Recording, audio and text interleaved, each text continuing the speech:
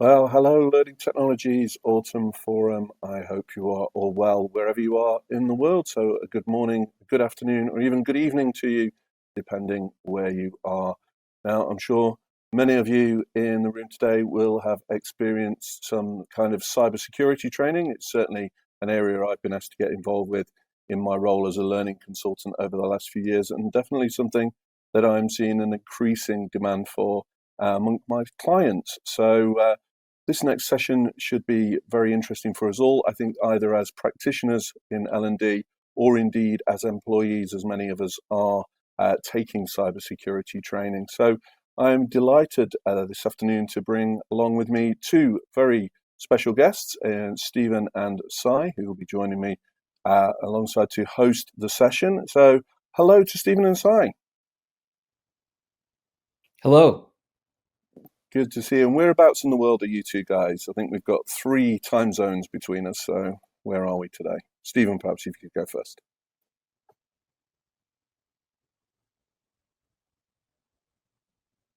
Didn't quite catch that, Stephen. I think your audio may have been off.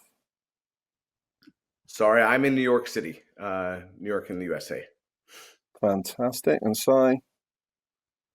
I'm on the West Coast in San Diego, California. Wow, must be really early for you then, Cy. Thank you so much for joining us. My pleasure. Great to be with you. Great. So I'm Anthony. I'm going to be hosting this session this afternoon, and my main role really is to keep an eye on the questions that are coming in. So at any point, if you do have questions for Stephen or Cy, please pop them in the chat. I will keep an eye out for those and find good opportunities to pose those questions. So please feel free at any point to do so. There is a slight time delay from you posting the questions for us to catch up with the audio. So bear with me if it seems like I'm not responding. Don't worry, we will see everything that you have.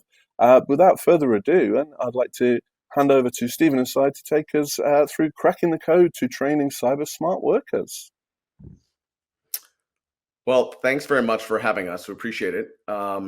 Cy's company, CyberCatch, and my company, ELB Learning, have been working together for the last year or so, really hand in hand on taking cybersecurity training into the digital world and trying to make it an incredibly immersive experience. And so while there are multiple ways, obviously, of training cybersecurity, and Cy is by far one of the leading experts on that, one of the ways that we focused on was really utilizing 3D environments and storytelling. And we're going to tell that story today and show you some of the work that we've done.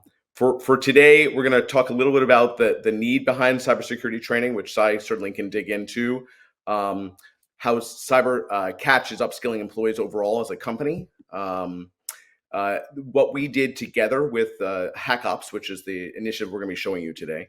And then we'll go through that in a few fronts. So we're going to talk about the product overview, the storyline that we built out, the character development, environments that we build, the technology behind it. And then we'll preview the course so you can really get a hands-on view of what the experience is, and talk about next steps and how we're rolling this out. That's the agenda for today. It's packed, and hopefully there's a lot of good information here and exciting stuff. I encourage you, as you questions throughout, please don't hesitate. I'd rather this be a dialogue as opposed to just a monologue. So why don't we, we'll get started, and we'll talk a little about certainly the need behind cybersecurity training. And Cy, if you maybe want to kick it off and give some background, if you will. Sure, Stephen. Thank you. Great to be with you and the team here.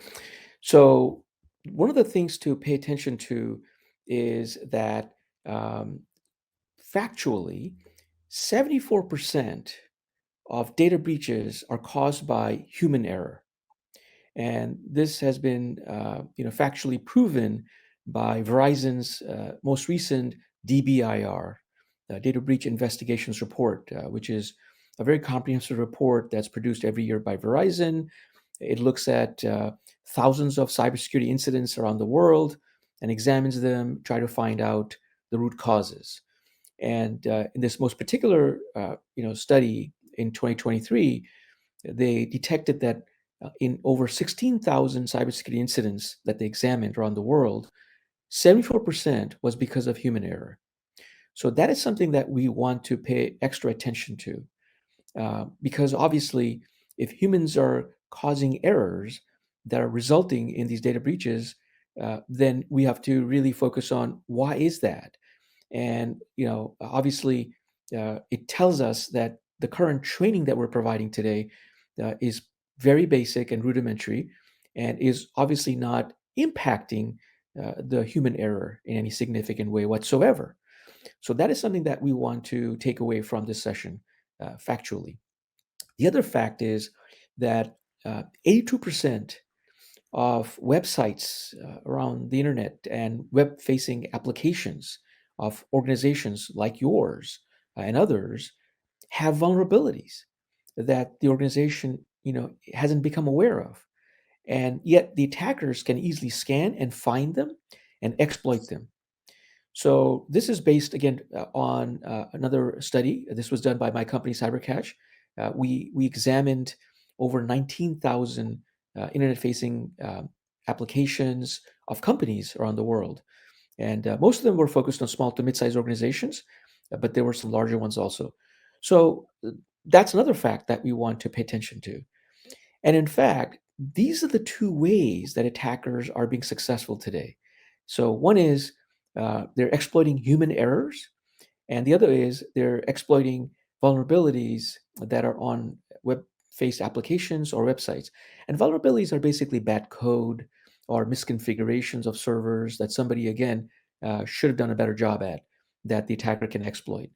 So those are the two ways these guys are getting in, the bad guys. And it goes to show that we've got to focus on improving the training that we do today. So what we're doing today isn't working. We've got to take it to the next level. And by the way, over $1 billion is being spent every year on cybersecurity training. So it's a lot of money that we're investing, and it's because a lot of times it's mandated under some law or regulation, perhaps some privacy laws, perhaps some cybersecurity laws or standards, depending on where you are. And of course, just a good hygiene and best practice. But it's not working. And so we've got to together take it to the next level. And that's why we are here today, to show you another way where we can take it to the next level. So those are some of the initial comments I wanted to start our conversation with, Steve. So with that in mind, CyberCatch and ELB Learning came together to think about how do we build something digitally that is really going to be comprehensive and is going to be effective in training employees and changing behavior, right? And so when we think about training overall, we often map our initial designs to Bloom's taxonomy, thinking about what are the behaviors that we really want to accomplish and or change within our learner base. And so, with this, we start here, and then we think about what modalities are going to be most effective to accomplishing that, right? So that might be starting with very foundational page turner like training.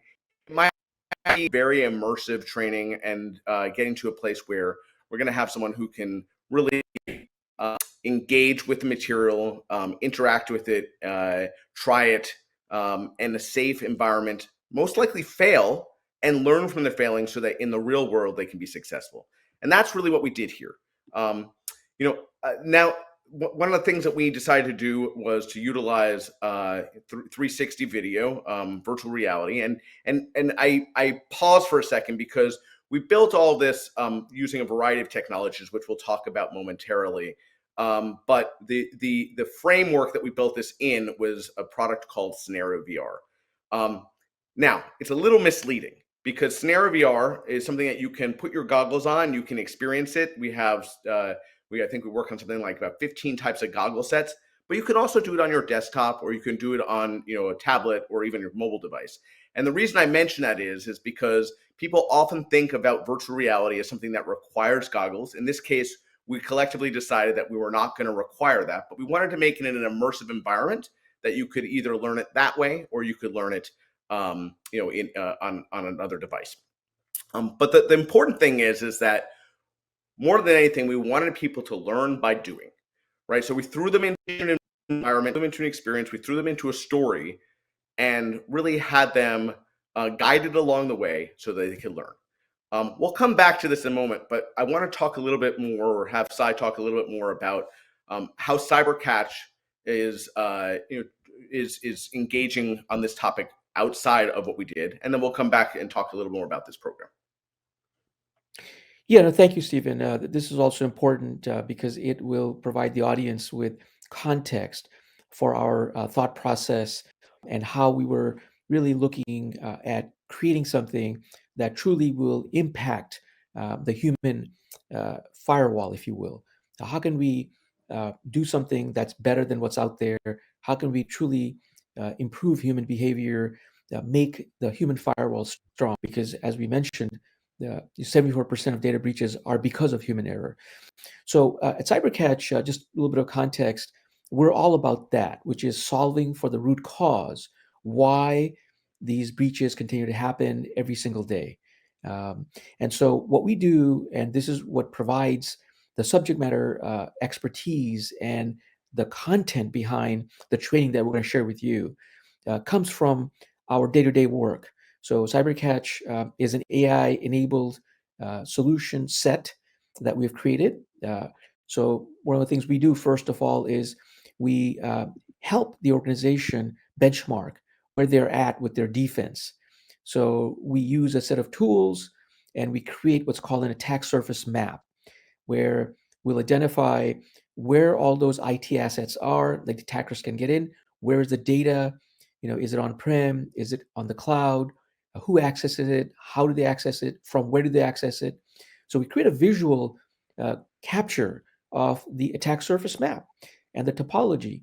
And this is what the attackers actually are doing also, by the way, from the outside. So we beat them to the punch. So we create that. And of course, we share that with our customer, so we're on the same page and say, okay, look, this is how the attacker is starting to view you and think about you. So you need to get it one step ahead. Second, then we use another tool called Cyber Benchmark and really run through the prevention, detection, response controls, policies, procedures, technical controls the organization has. And we identify gaps, blind spots, and non-compliance. We compare it to a federal mandate or a standard like NIST Cybersecurity Framework or NIST 80171 or CAN CIC 104, a variety of different standards, CIS 18, and we detect all the weaknesses. And then we help the customer eliminate those weaknesses by improving a policy, implementing a new procedure, reconfiguring something, improving a technical control. So now our team of experts come in via remote sessions and enable that implementation of the controls. So between AI and between actual humans, the first three steps are to get that defense properly implemented. And so therefore, the weaknesses are gone. Now, we don't stop there. Then what we do is we make sure that the defense is working. So we do three-dimensional automated testing. Cyber X-ray will scan and look for those vulnerabilities that I talked about and detect them, alert, and provide a solution so the client can self-help, but then certainly our team is there to implement any fixes or guide them. So we eliminate anything that the attacker can exploit from the internet. So that's one thing that Cyber X-ray tool does.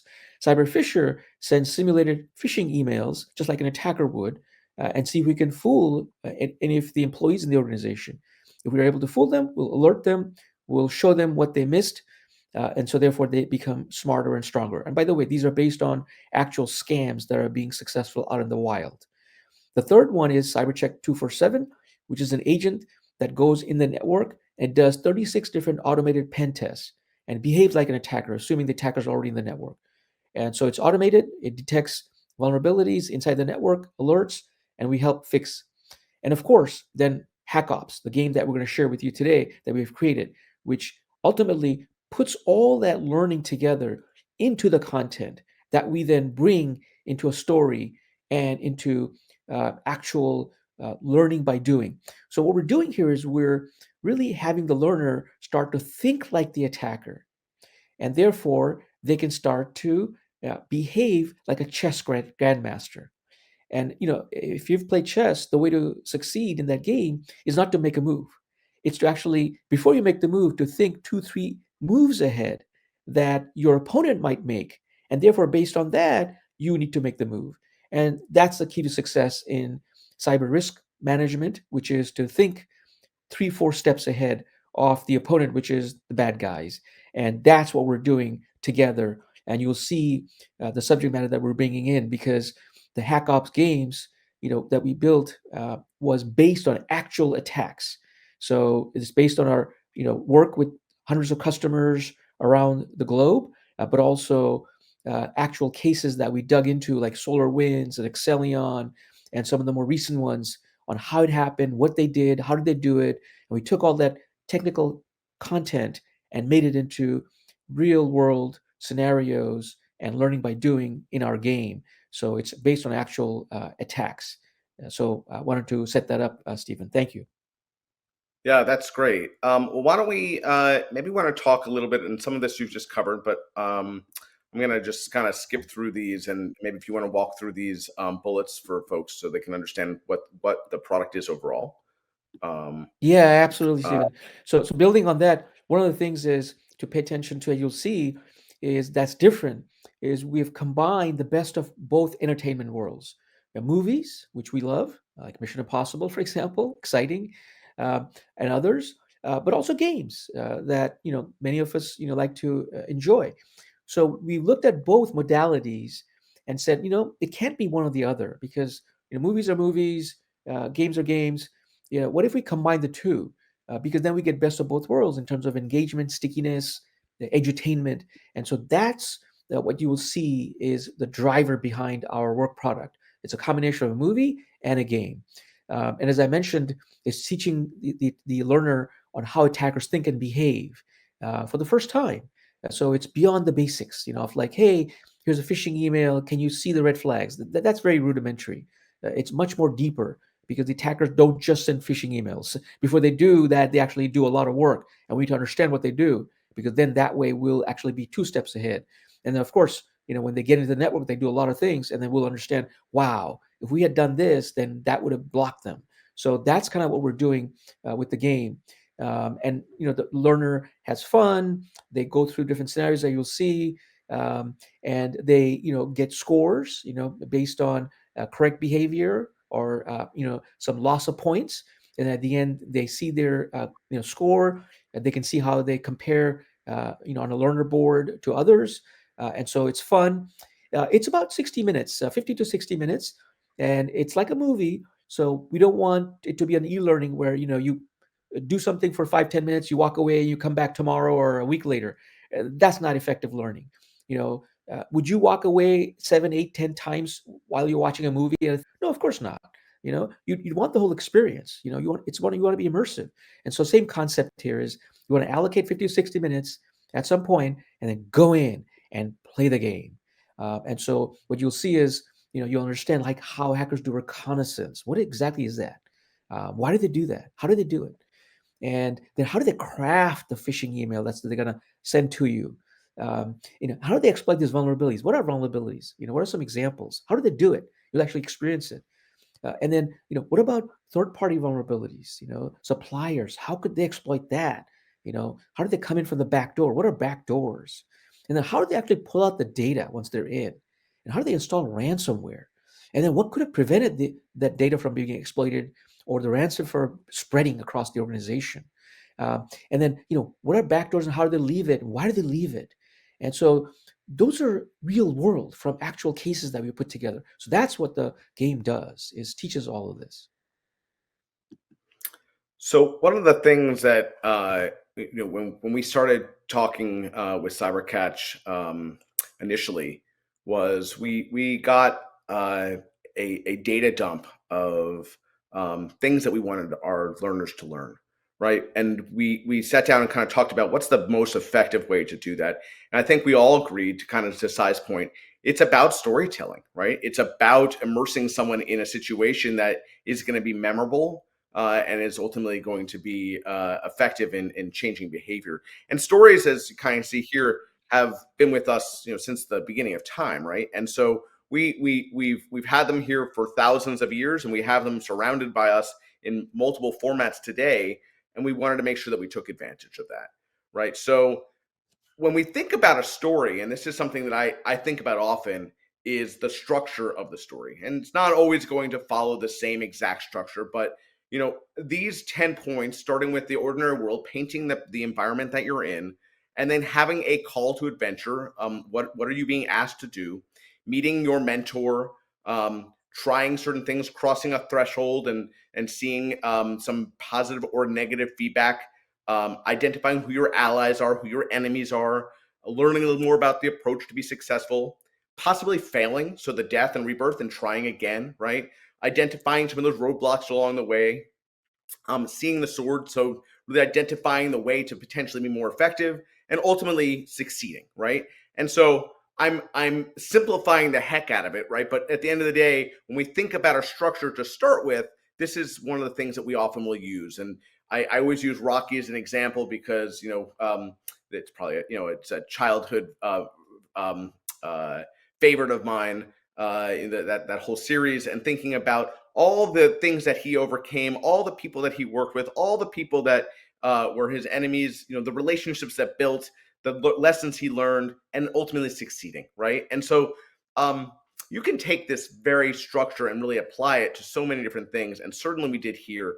What I love about our approach here is the storyline we did was very different than what you see with typical training in cybersecurity training. So often it's cybersecurity training from the perspective of the employee, right? But what Cy and our team's vision was, let's turn that on its head and have the employee understand what's going on, as Cy kind of alluded, in the background, so they can know what to look out for and to avoid. So we placed the learner right in the middle of this elite white hat cyber defense organization, and that's where they are. Right, they're not a person at their desk, but they're recruited by this faceless character, Uncle Lenny, which you'll see momentarily, and they get hired by the Dark Web Goat, a cybercrime organization, as a new hacker. Right, so we're putting you into the seat of the hacker.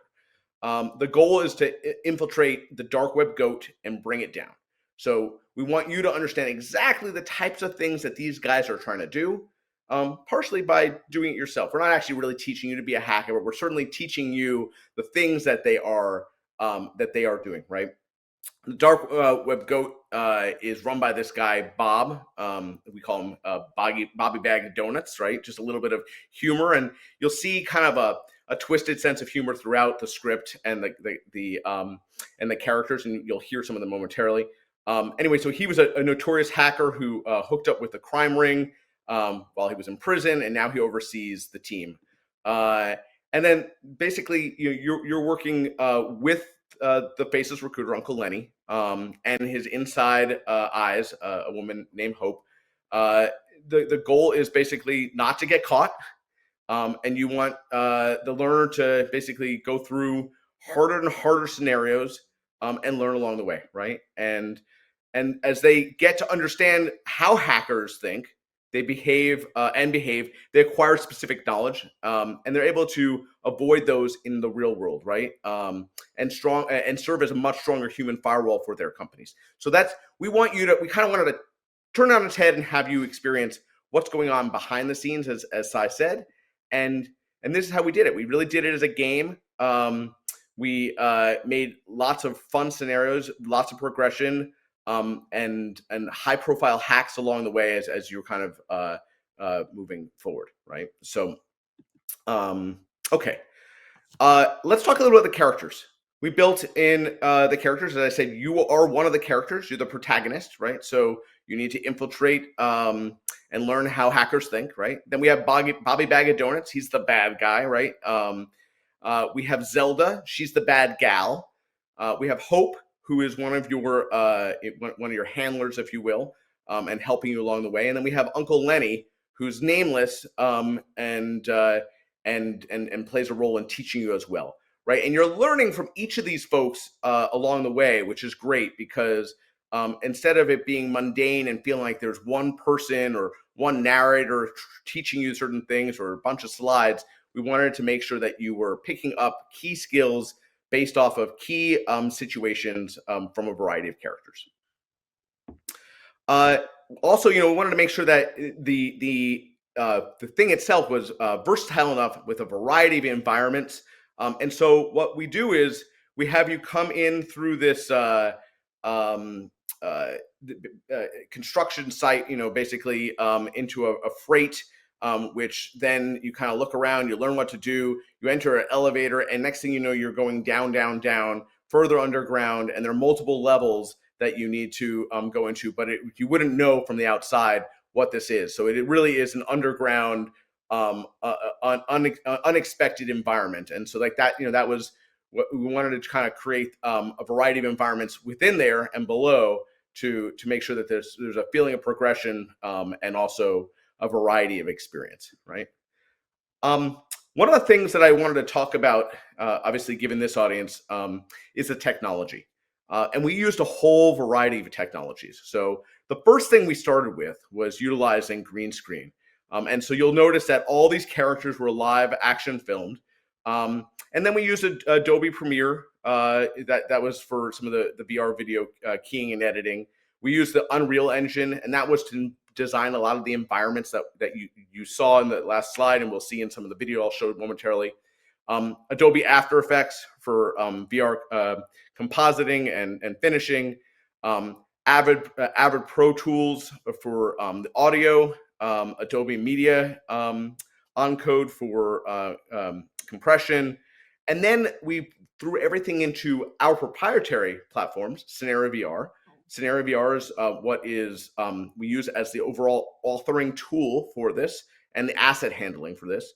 And then we used the Training Arcade to basically act as a player hub. This is the first of several series that we're building out, and they will all be available. We are leveraging certain components in the Training Arcade, like leaderboards, like obviously registration, feedback, point systems. And then for those, we have a few different ways of distributing this. We have the ability for companies to buy this and make it available to their learners. We also leverage Stripe as a paywall for integration, eventually to roll this out for individual learners to be able to purchase this course as well.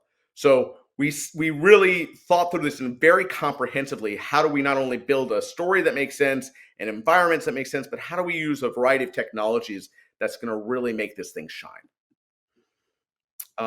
So let's preview some of the course. I think I have 4 videos I'm going to show, and the goal here is to show you enough that you certainly get a sense of what this is without showing you so much that you've experienced it in full, and hopefully we'll find that right balance.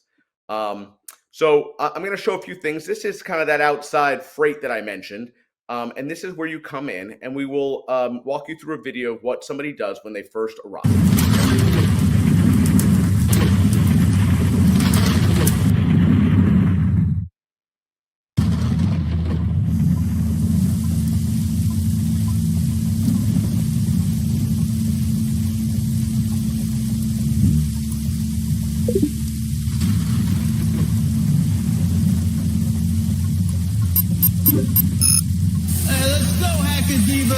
Somebody get up there and grab our fresh meat. You're an odd one.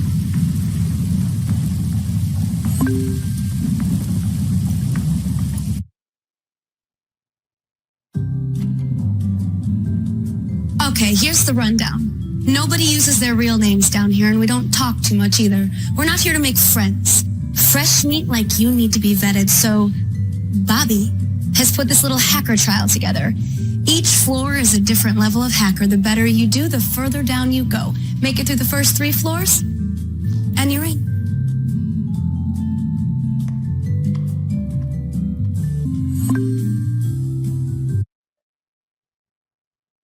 Okay, so that's Zelda, and she's just giving you at least a setup and some context. We're going to get a little more context now as we learn a little about some other characters and who are our allies and who are our This is Hope. I'll grab Bob. Oh, hey, it looks like you made it. Uncle Lenny sent these. Here. We're pretty deep down here, so the signal is a bit sketchy. You have 2 comms. This one is Uncle Lenny, and over here is me. You can call me Hope. Bob has a nose for snitches, so I'll keep him busy while you're online. If I'm not available, I'll switch off my comms like this. but I won't be able to see what Zelda is in charge of the trials. So I can't see what she's getting for you, but I can see what you send back to us, though. So I'll do my best to help. Good luck. Oh. Zelda would like a word. Hey, how you doing? Nice glasses. What's your name? Ah, good. My hacker divas told you no names. But we gotta call you something. Let's go with Four Eyes. I like that. Follow me. Okay, so we'll learn a little bit more now about the beginnings of hacking and certainly some skills that you're going to want to apply. The only way to vet new hackers is to get them hacking, right? Folks downstairs can do magic with just a little bit of stolen data. If you can't do the same, identify and exploit a good target, well, then there's really no point in keeping you around. Get it? So let's start with some good old spearfishing. See if you've got a good eye. One of my hacker divas is going to send 4 company sites to this computer. I want you to take a look, identify a logical target, and send the divas your pick via the computer line input. Do that, and I'll see you on the next level. Good luck, Four Eyes.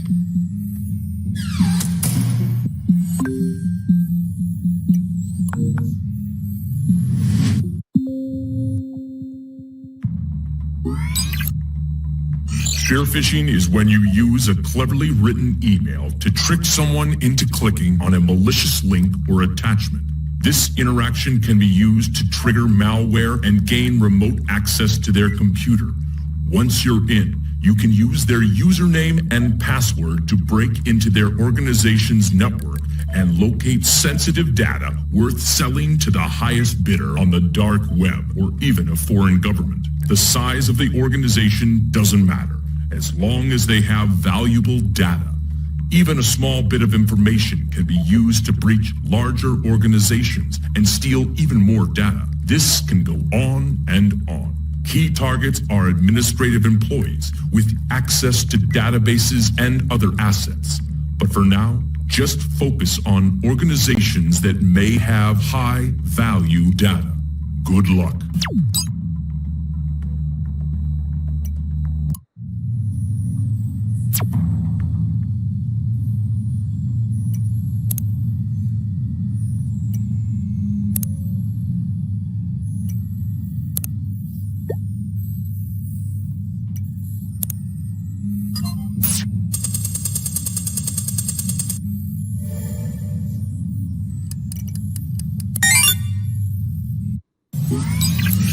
Marvel or Numero U are both good choices. Based on the nature of their business, they'll likely have high-value data, and they're less likely to have strong cybersecurity too. One's a small company and the other a university. Good job.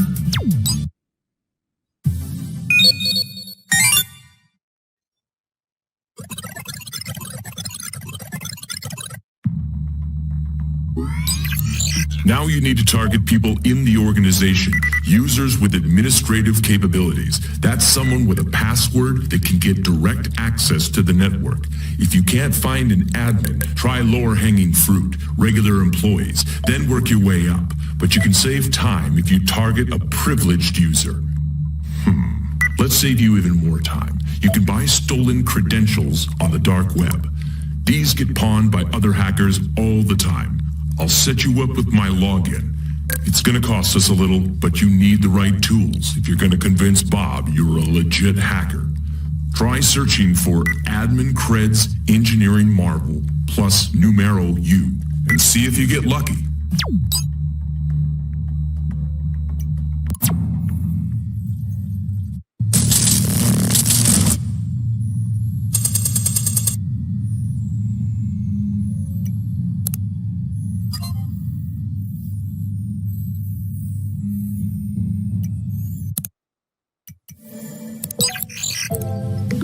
You gotta be kidding me. You bought the one with no privileged credentials?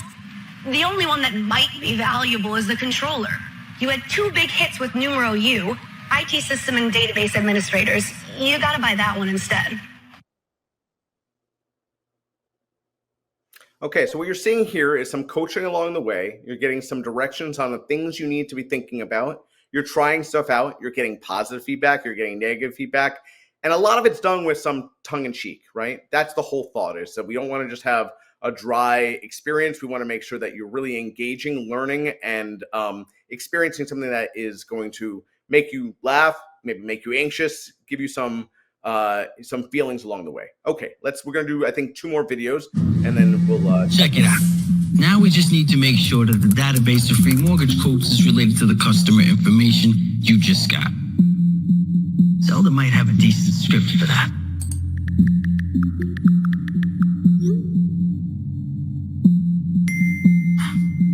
She's headed over. Says she has a scripted query that will get us through the next bit. As big a pain in the butt as she is brilliant. I've always said that.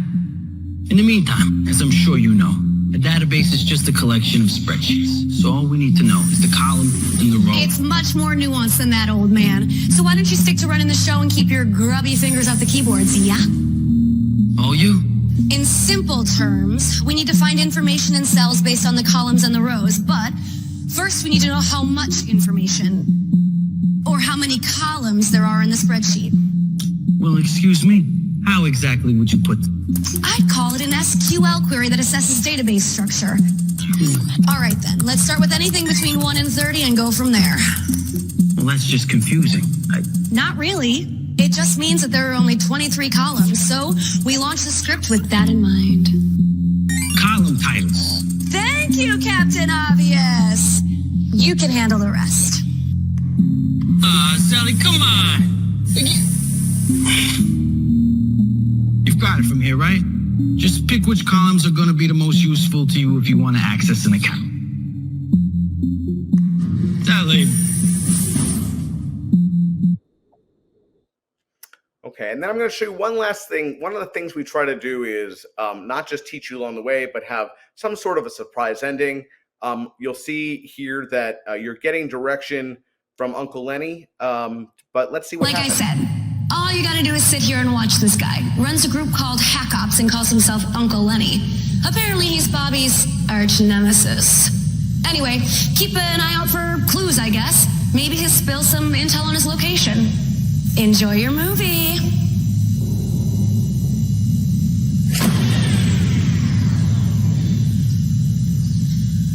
Security is just a one-time data dump. Keystroke loggers are great, but they only supply user credentials. Nothing else. The back door is the best way. Don't come in here.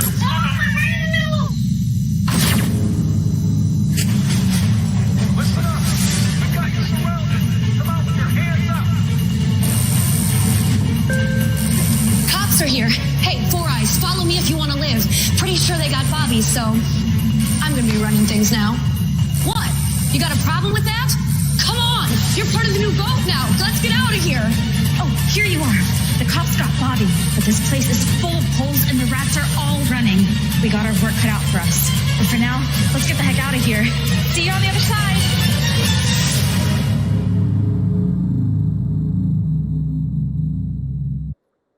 So, as I mentioned, the whole idea here is to really bring you into an environment, have you try a bunch of things out, get coaching along the way, get positive feedback, get negative feedback, get some experiences here that make you hopefully smile, maybe make you anxious, and really engage you in the experience. And so, what are some of our next steps, Sai? You want to talk a little bit about kind of where we're going from here?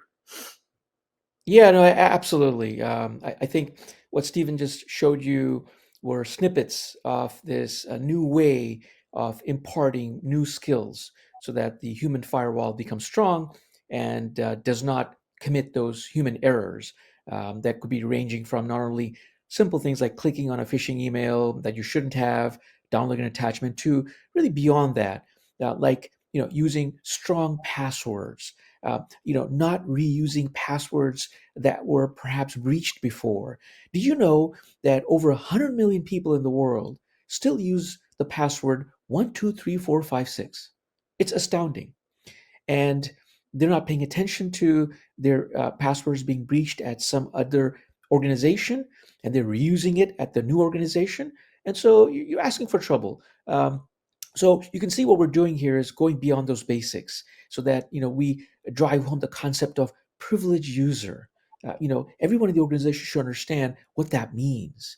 Who are they? Who could they be? Because at some point they may become a privileged user. When they become a manager or higher responsibility, and so now they're going to have to step it up. Otherwise, they could be, the weakness, the weak link.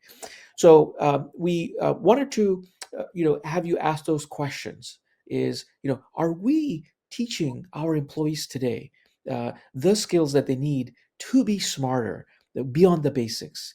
Are we using scenarios from actual attacks that are actually happening? Because then we're not really in sync with reality.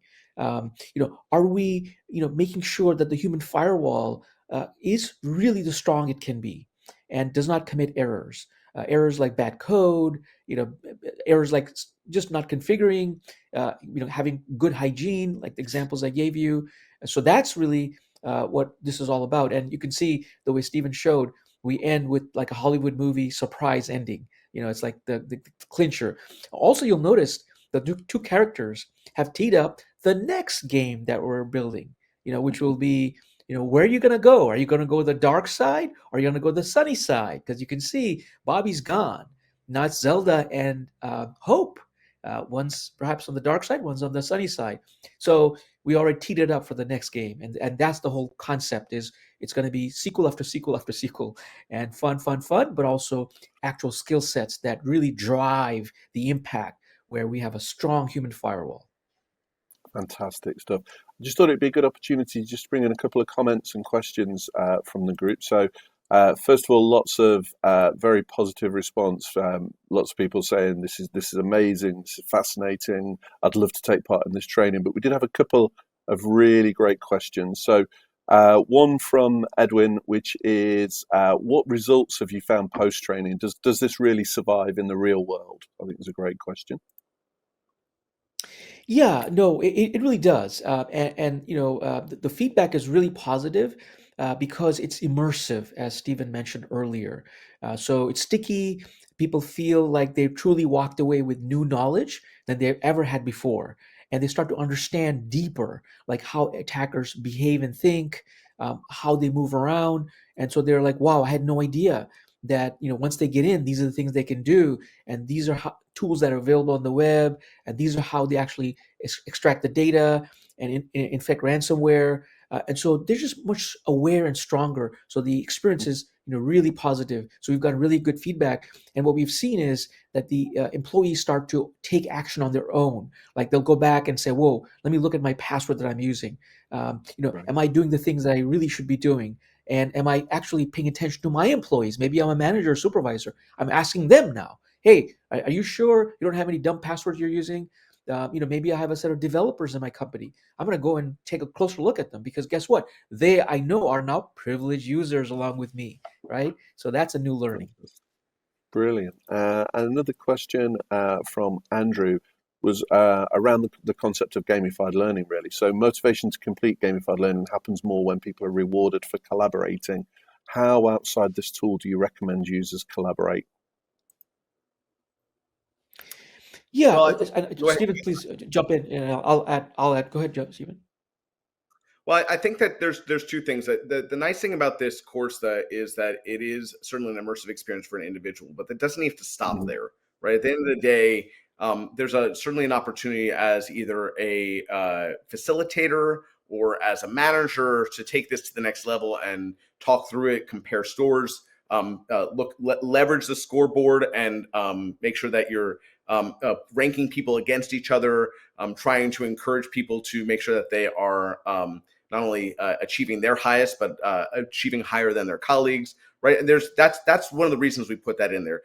It definitely does not today lend itself to a lot of collaboration. We've done collaborative cybersecurity training before, and sometimes I think that plays a great role. In many cases, in my mind, that's more for instructor-led or virtual instructor-led. In this case, it's more about competitive natures that we're using gamification.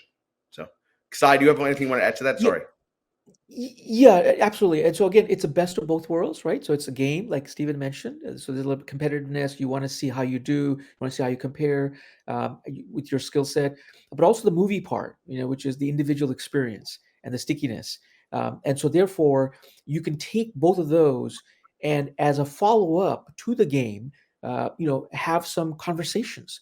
So each of the teams in an organization can play the game, obviously, see how they do individually and as a group, but then have conversations and say, team, what are some of the things that we learned that we need to do a better job at? So do we have any dumb passwords floating around anywhere? Yes or no? Did you understand the concept of privileged users? Who in our group are privileged users? And how do we know that their credentials are being better protected in our organization because they're a high value target? Our suppliers, who are they? How do we know they're strong? Because as you saw in the game, they could be the weak link in also, right? And so what are we doing to make sure that they're strong? So there's a lot of questions that will make the learners and the team think about that they never have thought about.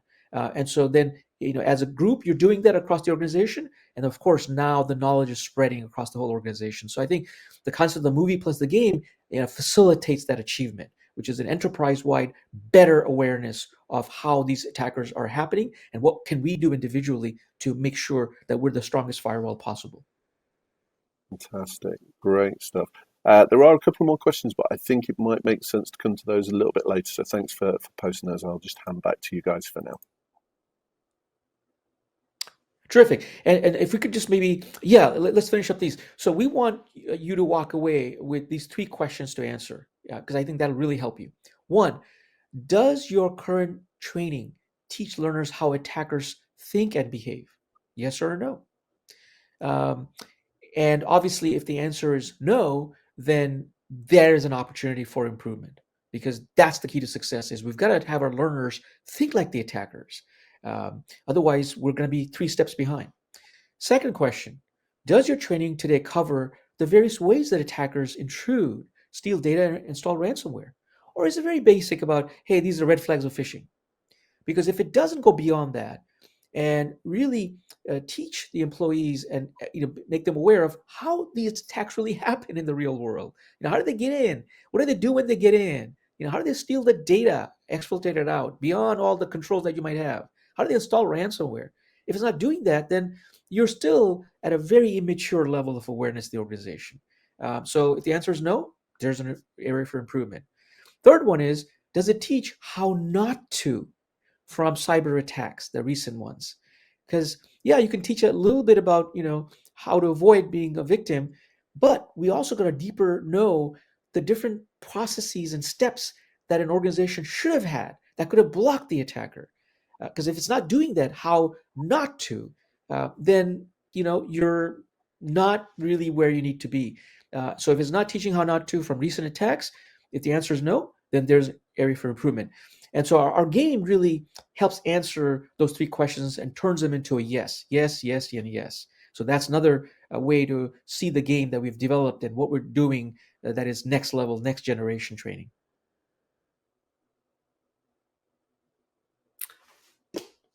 Those are our slides for this. I'd certainly be happy to take it for additional questions that anyone has, and certainly happy to answer anything or share anything that would be helpful. Yeah, there's a few more from the chat, guys. So first is around demographics. So particularly around age ranges. How have people responded across different ages and demographics to this? Well, I'll address at least what we're seeing for this modality, and then Cy, maybe you can talk a little about what clients are saying specifically about this initiative.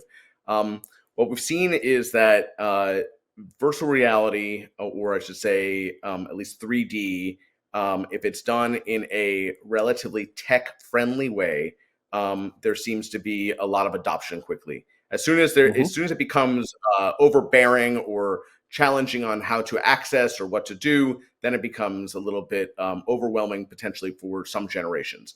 But what we see is really across the generations, there's a lot of interest in what this medium. The other thing we've seen is that once you marry it with a story, a cinematic component, a gamified component, certainly some of the younger audiences are a lot more interested in it, and the completion rates are a lot higher. And Cy, maybe you want to talk specifically about how clients are reacting to this and feedback you've gotten. Yeah, no, absolutely. That's a great question because we want it to be appropriate for really all demographics. Whether you're male or female, whether you are a little bit older or middle or younger, because the population that we have are that way. It's not one particular demographic. So we wanted to make sure it would be appropriate for all, and that's why we combined the movie with the game. Number one, it wasn't just a game or just a movie. Also, as Stephen mentioned, you can use meta goggles to fully experience it, in a virtual reality world, if you're comfortable with that, depending on your demographic. But also, you can use it on a desktop. So we cover all bases, if you will, from that angle. So if you're not comfortable with the goggle because maybe your demographic you're not quite there yet, fine, just use a desktop. But certainly, if you're into games and you like that more immersive experience, go for the goggles. It'll give you a really Hmm. amazing experience also. But even on the desktop, it's a really good experience because, as you saw, Stephen was showing you, it's still 3D. You can still move around and you still experience the room. You experience the objects. You experience the characters. Right. The visual is really engaging. There's a lot of great interactivity. So it really covers all bases. So feedback we've gotten so far has been really positive from all ages. It's not like somebody saying, "Hey, it's too complicated for me," or it's not quite connecting with me because of all of the ways that we have addressed it. Some of the elements will be more engaging for some demographics, but nobody's going to be left behind. Let's put it this way: everybody will get quite a bit of a solid experience from the game, if you will. Fantastic. And I think a fairly logical follow-on question is what sort of considerations do you think around accessibility? So anything that's put in there? Yeah, it's a very fair question. The reality is that and we find this often is that when you're using games or you're using virtual reality, unfortunately, that's a major limitation. That is one of the drawbacks of those two mediums. Is it's very hard to focus on 508 compliance or other WCAG or any other forms of accessibility requirements. The foundational learning often is what we have to defer to as a result, and you lose as a result obviously some of the impact of the immersive experience. It's a shame because you kind of have to find that right balance of making sure you're Hmm.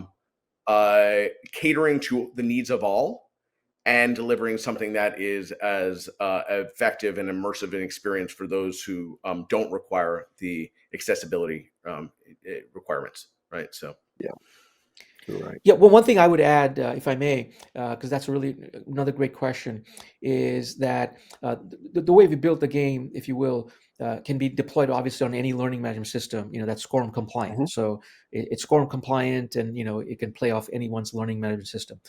But from a compliance point of view, with someone with disabilities, for example, we can still achieve the objective. So think of it like, if you will, an audio clip, right? So if somebody has visual impairment, and so they're not going to be able to benefit completely from the game because the visual impairment, because there's audio, we can still provide a modality where somebody could listen to the whole audio and with a facilitator and a little script still get through the main learning. So there are Hmm. ways to achieve that in a creative way that we have done before, and we can do the same thing here. Great stuff. Um, Kind of a techie question is how long did it take to create? well, there were several phases. So obviously the scripting was the initial part, and really getting through all the content, making sure that we took really stacks and stacks of concepts and brought them to life in a way that was accurate but entertaining, right? So that was the first part, and I'd say that process probably took about 3 months. Then there was the filming component, casting and filming component, which probably was relatively short. It's about a month and a half to. I don't have my timeline in front of me, so sorry. And then there's a lot of the technical component, which is the longest part, right? And that there's probably about a 4 or 5 month component on top of that, to make sure that we got everything right. As we think about all those technologies and pulling them all together, as I'm going to quote Cy, but that's our secret sauce, right? Like that, really try to pull a lot of that stuff together and make sure that it was a comprehensive and really high quality user experience. And so really together, CyberCatch and ELB Learning was very picky about making sure that we got it to a place that it had a cinematic level, entertainment level that really neither of us have seen in the marketplace. So I'd say all in all, from start to finish, probably about a year. The nice thing is that a lot of the stuff that we worked through as we're thinking about our next one, my assumption is that our runtime will be about half of that for this next one that we're working on. Yeah. So sure, fantastic. And then we've got what I think is a wonderful question from Edwin, which is that given that most cyber attacks have a human element to it, is this maybe an opportunity where AI can outstrip human ability in terms of cybersecurity? Great question. Great question. Yes, certainly AI is starting to be used by the bad guys, all the attackers, and similarly, AI can be used by the defenders. And one of the things that one will walk away with is because one learns how attackers think and behave, one starts to see where we as defenders could also use AI. And so that's one of the benefits of this game. And think of AI as essentially just another tool in the toolkit. It's just a much more smarter than we ever seen before. It can do things that we've never seen before, but it's still a toolkit. It still has to be driven by a human. It doesn't just operate by itself completely, right? So a human has to figure out how it needs to be used, what needs to be fed, what it needs to be taught. What results should it produce, right? So it's still always going to be human control. And so I think, by taking a game like this and going to the next level as far as awareness, you really now are in a stronger position to use actually AI for good as opposed to bad. Excellent. Great answer. I think that is all the questions in the chat. So if anybody does have any more questions, we've got a couple of minutes left. Otherwise, what a great session. Thank you very much, guys. It's been very informative. Well, thank you for having us. Thank you. And please feel free to reach out to either of us to answer additional questions, or if we can be of help. Certainly, we'd love to. So fantastic. It looks like that's it. Terrific. I'm not seeing any more. So thanks everybody for attending. It was great to see you all, people from all over the world, which is lovely to see. Oh, one more's just come in. What was the most fruitful aspect of working on this project for you guys? Cy, you want to start? Sure. Well, as Stephen mentioned, it was a labor of love, and it truly was like producing a Hollywood movie. It took us, quite a bit of time. We wanted to do something very special and truly, make a difference, not just do something for the sake of doing it. And so, between CyberCatch and the ELB team, it was team effort. It was really thoughtfulness. It was really deep caring about quality, every single aspect, every single detail. And so, it was that labor of love, and then to finally see it come through, and then to finally see the feedback we're getting, which is really positive, and the impact that we're having is just very fulfilling. And humbling, actually, that we were able to do something to make a difference. And so that's why we appreciate the opportunity to share this with you. And please join us on this journey together, where we make the world safer and better. But that would be the most thing I would say is the labor of love, and to see the results starting to happen where we're making a difference. Fantastic. I think that shines through in the product. I'll just add to that one thing that I want to call out, and I don't think I've ever said this to Cy, but when we started this project, we knew that he wanted to do something impactful, something different, something that really was going to make a mark. And we at the same time, we got what you'd expect from a team like his that has the utmost expertise and knowledge on this. We got a data dump of information, and we thought to ourselves, okay, gosh, that's he wants to do something big. What do we do with this? And our team went to town, and we kind of started writing a script. We started writing characters, writing a concept, and took a little bit of a challenge. It took a little bit of a risk and brought it back to him, thinking He's either going to love this or he's going to hate this, right? And his team is either going to love this or they're going to hate it.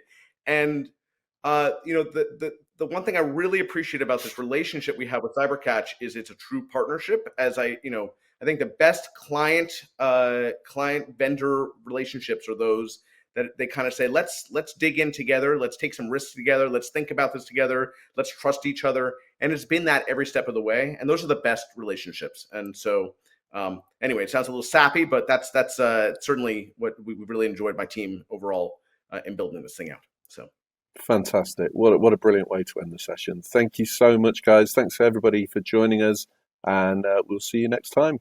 Thank you. Thanks for having us. Take care. Thank you. Take care.